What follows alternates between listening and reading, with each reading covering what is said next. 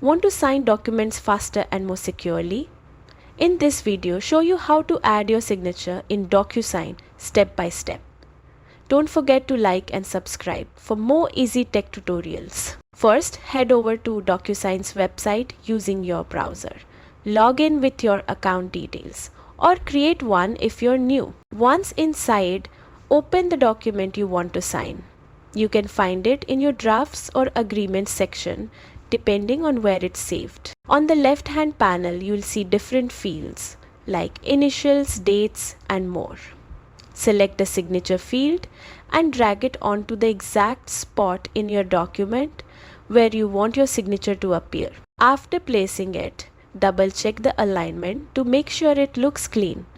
When you're ready, click Finish to finalize your document or keep editing if needed. That's it. You successfully added your signature in DocuSign. This simple trick will make managing contracts and documents a whole lot easier. Thanks for watching. Don't forget to like this video and subscribe for more quick tech guides.